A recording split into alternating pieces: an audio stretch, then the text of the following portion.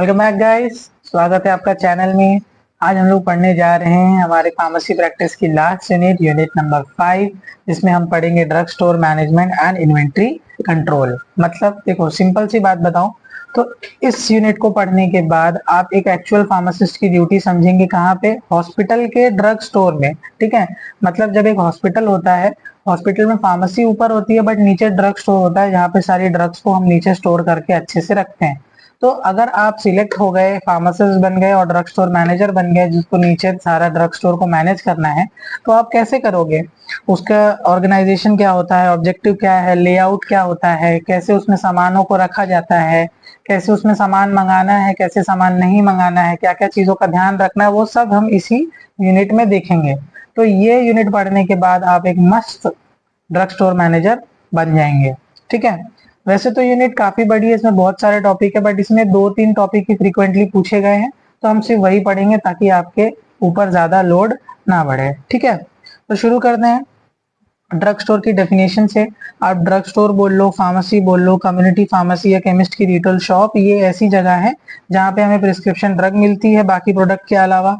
ठीक है, फार्मासिस्ट इसमें प्रिस्क्रिप्शन ड्रग का ध्यान देते हैं, एडवाइस देते हैं, ओवर द काउंटर ड्रग देते हैं। ठीक है, और क्या काम होता है? हर हॉस्पिटल में एक मेडिकल स्टोर होता है जिसका पर्पस होता है दवा को खरीदना, स्टॉक करना, डिस्ट्रीब्यूट करना और अलग अलग डिपार्टमेंट में ड्रग्स को देना। ऑर्गेनाइजेशन ऑफ ड्रग स्टोर की बात करें तो यहाँ पे यूजुअली कोई जाता नहीं है जब तक कोई इंस्पेक्शन ना बैठ जाए। ठीक है, अगर ऐसा कोई बात होती है तभी जाते हैं, बाकी ये नॉर्मल स्टोरेज वाली जगह है जहाँ पे फार्मासिस्ट और बाकी मेंबर्स ही जाते हैं। ऑब्जेक्टिव की बात करें तो इनका क्या उद्देश्य है, क्यों ड्रग स्टोर मैनेजमेंट क्यों करना पड़ रहा है? ताकि हम स्टॉक कर सके ड्रग को। ठीक है, हम अपने हिसाब से ड्रग को मंगा सके, सारी एसेसरीज जो भी रिक्वायर्ड है हॉस्पिटल में उसको पहले से मंगा के रख सकें।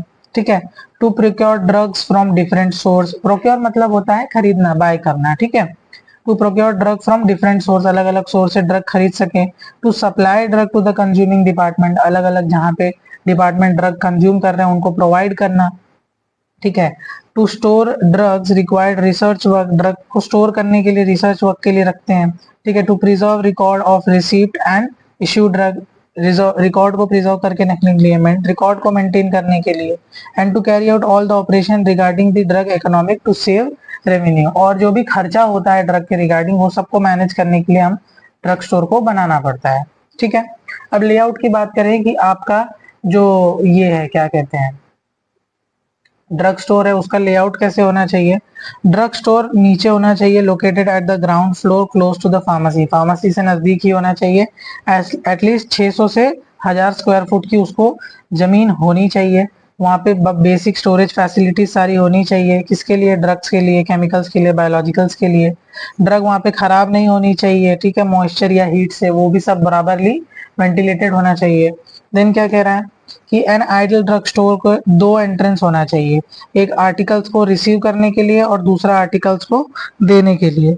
ठीक है, फिर क्या कह रहा है कि उसमें रैक्स बने होने चाहिए अच्छे आयरन के, जिसमें पार्टीशन होगा और छोटे छोटे बिन्स होंगे जिसमें हम उसको ढंग से अपने ड्रग्स को रखेंगे। अभी बताता हूँ कैसे रैक्स होंगे। और जो रैक्स की ऊंचाई रहेगी वो डिपेंड करता है आपकी फार्मेसी का लेंथ कितना है, ऊंचाई कितनी है, उस ऊंचाई के हिसाब से 2/3 रहना चाहिए। ठीक है, अगर 9 फीट की आपकी वॉल है, आपकी जो हाइट है 9 फीट की है, तो 6 फीट तक के रैक्स आपके उधर पे होने चाहिए। देखो डायग्राम में ऐसे दिया हुआ है, ऐसे बना रहेगा, ऐसे रैक्स वगैरह रखे होंगे। ठीक है, अब देखो, अब उसमें आप मैनेज कैसे करोगे? अब बहुत सारा सामान रखा हुआ है, तो उस इतने सारे सामान में पहचान पाना, फॉर सपोज आप बैठे हो यहाँ पे, ठीक है, एक मालिक बन के बैठे हो, आपके 2-4 लेबर्स रहेंगे जो वर्क करेंगे। अब उनको सामान फटाफट मिले, जल्दी मिले, इसलिए क्या करना होता है, एक स्ट्रैटेजी से सामान वहां पे रखना होता है। ऐसे कोई भी सामान कहीं भी आप नहीं रख सकते। तो पहली स्ट्रेटेजी क्या है? FSN और HML। इसका मतलब FSM का मतलब होता है फास्ट मूविंग, स्लो मूविंग और नॉन मूविंग, और HML का होता है हैवी, मीडियम और लाइट मटेरियल। अब देखो, फॉर सपोज आप काउंटर पे बैठे हो, ठीक है, आप ये आपका शॉप है, छोटा मान लो, यहाँ ये आपका काउंटर, यहाँ आप बैठ के उसको डिस्ट्रीब्यूट कर रहे हो। अब जो ऐसे उसमें प्रोडक्ट होंगे जो फटाफट मूव कर रहे हैं, मतलब बार बार उसका रिक्वायरमेंट पड़ रहा है, आ रहा है जा रहा है, फिर उसको लेके आ रहा है, बहुत ज्यादा रिक्वायरमेंट पड़ रहा है, ठीक है। सिरिंजेस हो सकते हैं, NSRL हो सकता है, ये सब बार बार हॉस्पिटल में लगता ही रहता है, ठीक है। तो फास्ट मूविंग को आपके अपने नजदीक रखना है, ठीक है, कि आप उसको फटाफट फटाफट इजीली दे सके। स्लो मूविंग को थोड़ा दूर रखना है और नॉन मूविंग को एकदम एग्जिट के पास रखना है, कि वहीं से उसका काम होगा, ज्यादा उसकी रिक्वायरमेंट नहीं पड़ रही है। तो ये आपको कैटेगराइज करके उसको रखना पड़ेगा, सो दैट आपका काम आसान हो, ठीक है। Then heavy, medium, light. अब जैसे जो भारी आइटम है उनको आप नीचे रखोगे, मीडियम आइटम को ऊपर और लाइट आइटम को ऊपर रखोगे, ताकि अगर ऊपर से किसी पे गिर जाए तो कोई दिक्कत ना हो, और एज वेल एज अगर रखना पड़ रहा है तो भी किसी को प्रॉब्लम ना हो, ठीक है। तो ये सिंपल सी कहानी थी। अब हम इसमें फॉलो करते हैं बिन कार्ड सिस्टम।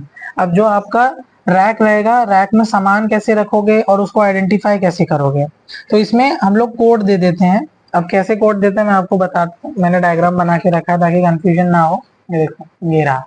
पहले तो आपके जहाँ वो आपका ड्रग स्टोर होगा वहां पे ऐसे लंबे लंबे लंबे पैनल रखे होंगे। ये देखो, इसमें जो जैसे ऊपर दिखाया है ये लंबे लंबे पैनल्स हैं, तो यही लंबे लंबे ऐसे पैनल्स हैं, मैंने इसको 3D में ड्रॉ किया है, ठीक है।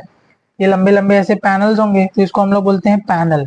फिर ये पैनल भी तो लाइन से रखे होंगे, ये एक हो गया, फिर इसके बाद दूसरा होगा, ऐसे तीसरा होगा, ऐसे लाइन से रखे होंगे, है ना। ये 1 नंबर का ही पैनल है, जैसे ये देखो ये रखा हुआ है ऊपर, ऐसे ये 1 नंबर की पैनल है, ऐसे लाइन से एक के बाद एक के बाद लाइन से रखे हुए हैं ऐसे, ठीक है। तो इसको हम कहते हैं पैनल।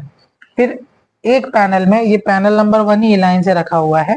अब देखो इसमें ये रो हो गया, एक row, second row, third row, fourth row, ठीक है, ये रो हो गया। देन उसके बाद रो के बाद आता है रैक। अब इसमें भी ये जो ऐसे ऐसे बना होगा एक एक खांचा, ठीक है, उसको बोलेंगे हम लोग रैक, ठीक है। अब इस रैक के अंदर भी हम लोग ऐसे छोटे छोटे बिन्स को रखे होंगे। समझ गए कॉन्सेप्ट। ये जो लाइन से रखे होते हैं इनको हम लोग कहते हैं पैनल, और एक पैनल में भी एक के बाद एक के बाद एक जो रखे रहेंगे उसको हम लोग बोलेंगे रोज।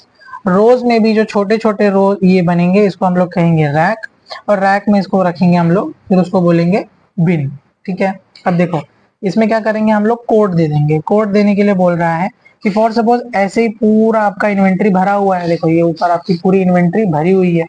अब इसमें अगर कोई आ गया कि पर्टिकुलर ड्रग सामान लेना है, तो पूरा घूम के बेचारा आपका ड्रग स्टोर ही घूमते रह जाएगा, जो आपका लेबर रहेगा उसको सामान मिलेगा नहीं। बट अगर आप जब कोड दिए रहोगे कि 1 2 3 पैनल हो गया, पैनल में भी इसमें आप दे दिए ABCD, रो हो गया, रो में भी आप नंबर दे दिए, ठीक है, जैसे यहाँ पे दिया कि कितना नंबर का रैक है, फिर कितने नंबर बिन है। अब जैसे मैंने कोई सामान रखा है, मुझे मालूम है मैंने कहाँ रखा है, मैंने फर्स्ट रैक में फर्स्ट पैनल के बी रो में, थर्ड रैक में, चौथे बिन में रखा है। तो मैं सिंपली उसको नरेट करूंगा, जो भी मेरा वर्कर रहेगा उसको मैं बोलूंगा कि भाई तुम पहले पैनल में जाओ, वो ये सब छोड़ के पहले पैनल में आ जाएगा। पहले पैनल के बी रो में जाओ, तो वो बी रो में चला जाएगा। अपना आप उल्टा भी कर सकते हो, पैनल को ABCD कर सकते हो, इसका नंबर भी कर सकते हो, जैसे इसमें यहाँ पैनल को ABCD दिया है, ठीक है। फिर मैं उसको बोलूंगा पहले पैनल में जाओ, बी रो में जाओ, उसके तीसरे रैक में जाना, मतलब ऐसे 1 2 3 तीसरे रैक में, चौथे बिन में। तो 1 2 3 4 चौथे बिन में यहाँ पे वो पर्टिकुलर ड्रग है, तो उसको ढूंढने आसानी होगी, ठीक है। कॉन्सेप्ट समझा। बड़े बड़े पैनल हैं, पहले पैनल में चले जाओ, पहले पैनल के दूसरे रो में चले जाओ, तीसरे रैक में चले जाओ और चौथे बिन में चले जाओ, तो इजीली वो यहाँ जाएगा, यहाँ से फिर यहाँ आएगा, यहाँ से उसके तीसरे वाले में ढूंढेगा, तीसरे वाले के चौथे बिन में ढूंढ के उसको यहाँ पे सामान मिल जाएगा। आई होप ये कॉन्सेप्ट आपको क्लियर हो गया होगा। तो ऐसे आपको सामान वहां पे रखना है। अभी इसमें देखो कोई डायग्राम दिया नहीं, अभी हो जाते कंफ्यूज, इसीलिए मैंने डायग्राम बना के आपको समझा दिया, ठीक। अब कौन कौन से मटेरियल वहां पे रखोगे। अब भाई देखो इस तो सिंपल सी बात है कि अब वो पूरा ड्रग स्टोर ही हुआ तो सारे मटेरियल्स रखेंगे, तो ये बस खींचने के लिए इसमें डाल दिया गया है, ठीक है। फायर एक्सटिंग्विशर भी वहां होने चाहिए, ये भी देखो लिख दिया है यहाँ पे। Capsule, tablet, liquid doses form, injection, biological, antibiotic, ये सारी चीजें वहां पे होंगी। देन देखो बोल रहा है नार्कोटिक एंड साइकोट्रोपिक सब्सटेंस को लॉक एंड की में रखेंगे, पॉइजन को अलग से क्लोज रैक में रखेंगे, उसके ऊपर पॉइजन लिखा रहेगा। अल्कोहल, अल्कोहलिक कंटेनिंग ड्रग रखेंगे। लार्ज बल्क आइटम को नीचे रखेंगे, जैसे हमने बोला भारी आइटम नीचे रहेगा, ठीक है। वैक्सीन और थर्मोमोबाइल सब्सटेंस को कोल्ड टेम्परेचर में रखेंगे, 2 से 10 डिग्री में। एंटीबायोटिक, विटामिन और लीवर प्रिपरेशन को 15 से 20 डिग्री में रखेंगे। टू अवॉइड प्लीफरेज, प्लीफरेज मतलब चोरी, CHORI, चोरी, ठीक है, उसको रोकने के लिए फोन ओवर हीट होके फ्लैश बंद हो गया था, ठीक है। अब देखो क्या कह रहा है कि चोरी को रोकने के लिए हम लोग शेड्यूल एक्स की ड्रग या जो कॉस्टली ड्रग है, अगर उसकी चोरी रोकने के लिए उसको सेपरेटली लॉक और की में हम उसको रखेंगे, ठीक है। चोरी हो सकती है ना, नार्कोटिक ड्रग्स अवेलेबल नहीं होती है ऐसे ही, और महंगी ड्रग जो होती हैं एंटीबायोटिक्स वगैरह वो भी बहुत महंगी मिलती है, तो उसका भी कोई चोरी करके ले जाके बेच देगा तो, ठीक है। इसलिए हम लोग क्या करेंगे, उसको लॉक एंड की में करके रखेंगे। अब देखो स्टोरेज कंडीशन, वैसे तो हमने पहले पढ़ा है बट यहाँ भी देख लो। कोल्ड स्टोरेज मतलब 2 से 8 डिग्री में रखना, कूल टेम्परेचर में रखना मतलब 2 से 25 डिग्री में रखना। कोल्ड एकदम कोल्ड मतलब 2 से 8, कूल बोलेगा तो कूल कूल 8 से 25 डिग्री। रूम टेम्परेचर जो भी वर्किंग एरिया रहेगा, वार्म मतलब 3 से 40, एक्सेसिव हीट मतलब 40 से ज्यादा। अगर 40 से ज्यादा हो गया टेम्परेचर मतलब एक्सेसिव हीट हो गया, ठीक है। अब जो कोल्ड कोल्ड स्टोरेज है उसमें थर्मोमीटर लगा होना चाहिए, 2 बार दिन में टेम्परेचर रिकॉर्ड करना चाहिए, ठीक है। एक सुपरवाइजर के लिए स्पेशल रूम होगा सेपरेट, और उसमें सारी चीजें उसके लिए होंगी, वो सारी चीजें देखेगा। इंसुलिन और होल ब्लड प्लाज्मा ये सब लोग को हमको क्या करना है, फ्रीज नहीं करना है, इनको चेक करते रहना है और उसको नोट करेंगे। यही सारी बातें इसमें लिखी है और कुछ नहीं है। नीचे कूल स्टोरेज में एंटीबायोटिक, विटामिन, लिवर प्रिपरेशन ये सारी कोल्ड स्टोरेज में रहेंगी, ठीक है। ये सारी चीजों को अच्छे से स्टॉक करके रखना है और इंस्पेक्ट करेंगे हमारे चीफ फार्मासिस्ट। अब कौन कौन सी चीजों को कूल टेम्परेचर में रखना है, यहाँ सारी चीजें लिखी हैं। Sera vaccine, whole human blood, concentrated human red blood corpuscles, और इतनी बड़ी लिस्ट। सबको रीड नहीं करूंगा, आप पॉज करके पढ़ लेना धीरे धीरे, ठीक है। एंटीबायोटिक्स में देखो ये सारी दवाएं रखनी है, ये देखो ये भी पीछे है देख लो, इतनी सारी चीजें इनको ऐसे ऐसे रखनी है, सबको मैं रीड नहीं कर पाऊंगा ना। अब पढ़ लो परचेस एंड इन्वेंट्री कंट्रोल, खरीदेंगे कैसे और इन्वेंट्री कंट्रोल कैसे करेंगे। ड्रग स्टोर वाला टॉपिक खत्म, नया टॉपिक है खरीदोगे कैसे और इन्वेंट्री कंट्रोल कैसे करोगे, मैनेज कैसे करोगे। अब देखो बहुत सिंपल सा टॉपिक है, ये बस याद रख लो, बाकी कहानी आप लिख लोगे।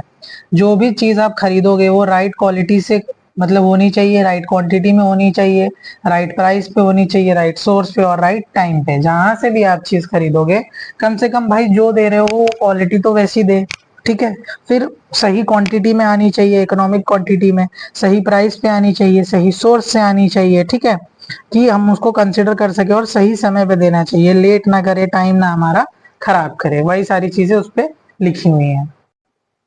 अब बात कर लेते हैं इन्वेंट्री कंट्रोल की, ठीक है। ड्रग स्टोर मैनेजमेंट करने के लिए बहुत सारे प्रिंसिपल हैं, ठीक है। मिसमैनेज ना हो जाए इसीलिए हम लोग को बहुत सारी चीजों का ध्यान रखना रहता है, और नई साइंटिफिक और मॉडर्न टेक्निक को यूज करना चाहिए ताकि हॉस्पिटल में ढंग से हम इसको मैनेज कर सकें। क्या ऑब्जेक्टिव है, हमको क्यों इन्वेंट्री कंट्रोल करने की जरूरत है, ताकि हम ड्रग को सही समय पर सप्लाई कर सकें, ठीक है। हम लोग इन्वेस्टमेंट कम करें और अपने कैपिटल को सही तरीके से यूज करें, मतलब हमारे पैसे को, ठीक है। जो भी हम सामान खरीदेंगे वो सस्ते में खरीदे, विदा कोई बार्गेनिंग के, अच्छी क्वांटिटी में, ठीक है। और स्टॉकेज का शॉर्टेज ना हो या स्टॉक आउट ना हो, मतलब सही मात्रा में हम सामान खरीदे ताकि वो खत्म ना हो जाए, या बहुत ज्यादा ओवर मंगा के भी ना रख लें कि हम परेशान हो बाद में, ठीक है। और वेस्ट अवॉइड हो, इसीलिए हमको इन्वेंट्री कंट्रोल करने की जरूरत है।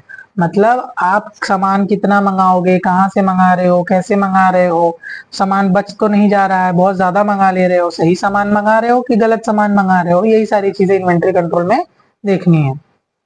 अब ये चीज करने के लिए 3 टाइप की मॉडर्न टेक्निक यूज करी गई है, 3 स्टडी हम लोग करेंगे। पहला है एबीसी एनालिसिस, वीईडी एनालिसिस और ईओक्यू, ठीक है। ये हमारे टाइम पे ये आया था, ये मैंने इसको 7 नंबर में बड़े अच्छे से बड़े प्रेम से आंसर को लिखा था, क्योंकि मैं कॉन्सेप्ट समझ गया था। ये पूरी कहानी मत देखो, आप कॉन्सेप्ट समझाता हूँ, कॉन्सेप्ट समझो। देखो एबीसी एनालिसिस क्या बोल रहा है कि मतलब आपको एनालाइज करना है आपके इन्वेंट्री को, और आपको 3 कैटेगरी में सामानों को बांट देना है, ए, बी और सी। देखो वो क्या कह रहा है, इसमें ए वो आइटम होंगे जो बहुत टाइट कंट्रोल है और एक्यूरेट रिकॉर्ड्स है, मतलब अभी समझाता हूँ। बी लेस टाइट है लेकिन गुड रिकॉर्ड है, और सी सिंपलेस्ट कंट्रोल पॉसिबल और मिनिमम रिकॉर्ड है। अब इसका मतलब क्या कह रहा है कि देखो ए आपके वो आइटम है जो बहुत ज्यादा इंपॉर्टेंट है और वो कम ही बिकते हैं लेकिन प्रॉफिट बहुत देके जाते हैं और बहुत ज्यादा उनका कंजम्पशन होता है। जैसे कि ए आइटम है 20% ही रहता है, मतलब आपका जो स्टोर है उस स्टोर की कैपेसिटी में वो बस 20% ही है, लेकिन जो उसका कंजम्पशन है, जो वो बिक रहा है और जो वैल्यू आपको दे रहा है वो 70% की दे रहा है। तो आपको ऐसे प्रोडक्ट्स को कैटेगराइज करके रखना है ए में, ठीक है, जो बिक कम रहे हैं, जो हैं कम, जगह कम ले रहे हैं, लेकिन जो क्वांटिटी में वो बिक रहे हैं और जो वैल्यू आपको दे रहे हैं वो बहुत ज्यादा है, ठीक है। तो है 20% लेकिन कंजम्पशन उनका 70 और वैल्यू 70 दे रहे हैं। फिर बी आइटम जो 30% है लेकिन जो कंजम्पशन उनका 25 ही हो रहा है, और सी 50% रखे हुए हैं लेकिन कंजम्पशन उनका 5% हो रहा है, ठीक है। इसका मतलब क्या कह रहा है कि जो ए है वो पूरे इन्वेंट्री का 10% आइटम ही है, लेकिन जो उसकी वैल्यू है वो 67% के पास आ रही है। तो आपको ऐसे कैटेगराइज करके रखना है आपके सामान को, और वो ज्यादा अमाउंट में रखना है, क्योंकि वो ऑब्वियस सी बात है, वो ज्यादा है तो ज्यादा बिक रहा है, इसके लिए आप कैटेगराइज करो जो कम है बट ज्यादा बिक रहे हैं। देन बी 20% ही है लेकिन 23 वैल्यू दे रहा है, मतलब ये ऑलमोस्ट इक्वल ही है। और सी जो है 70% आपके स्टोर में रखा हुआ है लेकिन उसकी वैल्यू बस 10% आ रही है, ठीक है, तो उसको कम मंगाना है। ओके, ये थी पहली एनालिसिस ए बी सी। अब देखो ये पूरा इतना कहानी है वही आपको समझाता है, ये मैंने आपको नरेट कर दिया, ठीक है। तो इसीलिए आपको ए वो आइटम है जो हाई वैल्यू में मंगाना है ताकि आपका पैसा बर्बाद ना हो, बी को ओके ओके ग्रुप में, और सी को थोड़ा ही कम में, ठीक है। देन बात कर रहा है सेकेंड एनालिसिस की, जो है वीईडी एनालिसिस। वी का मतलब वाइटल, ई का मतलब एसेंशियल और डी का मतलब डिजायरेबल। देखो इसमें क्या बोल रहा है, वाइटल, एसेंशियल, डिजायरेबल। वाइटल में आपको कैटेगराइज करना, ये दूसरी टाइप की एनालिसिस है, आप वो भी फॉलो कर सकते हो, ठीक है। और दूसरे टाइप की एनालिसिस ये है, तो दोनों को मिक्स मैच मत कर देना, दोनों आपको नहीं लगाना है, या तो वो लगाना है या तो ये लगाना है, ठीक है। तो देखो ये स्ट्रैटेजी क्या बोल रही है कि वाइटल जो आप डिवाइड करोगे वी में, वाइटल मतलब बहुत ज्यादा नेसेसरी, ठीक है, उस अगर वो आप बंद कर दोगे तो उसके बिना प्रॉपर फंक्शनिंग या ऑपरेशन आपके हॉस्पिटल की नहीं हो सकती, ठीक है। इसलिए आपको इवेल्युएट करके ऐसे वाले प्रोडक्ट्स को लॉट ऑफ अमाउंट में मंगा के रखना है और सारी चीजों को पहले से ध्यान में रख रहा है, ठीक है। मतलब आपको इसको खत्म होने से पहले ही मंगा लेना है, जल्दी मंगा के रखना है, ज्यादा मंगा के रखना है, ठीक है, क्योंकि वो वाइटल है, अगर ये आपके इन्वेंट्री से रुक जाएगी तो आपका काम रुक जाएगा और प्रॉब्लम क्रिएट हो जाएगी। एसेंशियल, एसेंशियल मतलब वाइटल के बगल में आती है, बहुत ज्यादा इंपॉर्टेंट नहीं है बट लेकिन ये भी होना चाहिए, क्योंकि अगर ये स्टॉप हो जाएगा तो भी थोड़ा सा प्रॉब्लम क्रिएट करेगा, काम थोड़ा टेम्पररी के लिए बंद हो जाएगा, ठीक है। तो इसको आपको ध्यान रखना है, इसीलिए एसेंशियल कैटेगरी में आती है। कुछ दिन के लिए बंद हो सकता है, लेट कर सकते हैं, लेकिन इसको भी कम नहीं करना है। देन आती है डिजायरेबल कैटेगरी की, ये लीस्ट इंपॉर्टेंट है, इसमें कोई बहुत ज्यादा नहीं है, अगर आपको मंगाना है तो आप मंगा सकते हैं, नहीं मंगाना तो नहीं भी मंगा सकते, इसके स्टॉपेज से कोई प्रॉब्लम नहीं होगी। अब फॉर वही सपोज है जैसे आपका ड्रग इन्वेंट्री है, वाइटल में हम लोग मान लेते हैं ऑक्सीजन है, अब ऑक्सीजन नहीं मंगाएंगे तो पेशेंट लोग को दिक्कत हो जाएगा ना, इसीलिए ऑक्सीजन हो गया, एनएस हो गया, आरएल डीएल हो गया, इंजेक्शन हो गया, सब वाइटल है, आपको मंगा के ऑलरेडी रखना पड़ेगा क्योंकि ये सब का काम यूज पड़ रहा है बार बार।